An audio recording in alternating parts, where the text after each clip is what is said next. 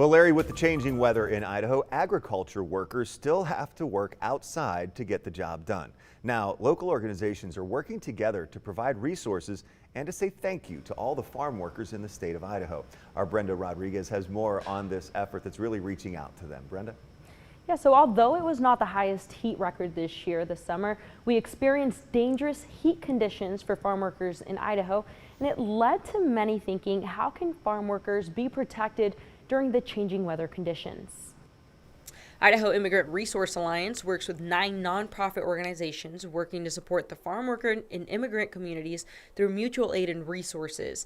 Now, this organization was created in the midst of COVID-19 pandemic to bring resources to the Latinx population here in Idaho. Idaho Immigrant Resource Alliance actually started out of supporting immigrant and farm working communities through COVID, because we knew that most of us already knew that they weren't going to have the support that they needed because they tend to be left behind when it comes to things like this. And we saw those inequalities happening. Now, according to the National Weather Service in the U.S., extreme heat kills more people each year than floods, hurricanes, and tornadoes. And this summer, IDA worked to help provide extreme heat and smoke relief to local farm workers. IDA continues to raise money for things like water bottles, Gatorade, shirts, hats, cooling towels, and other necessities.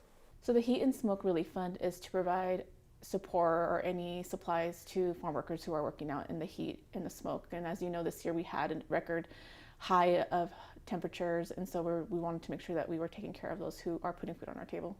So far, they've raised more than $11,000 and will continue to accept donations for the rest of the year. The Idaho Immigrant Resource Alliance has dedicated a billboard to thank farm workers here in Idaho.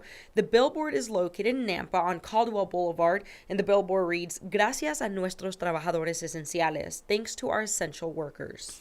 I think that we should be thanking our farm workers for the work that they're doing, especially through the pandemic.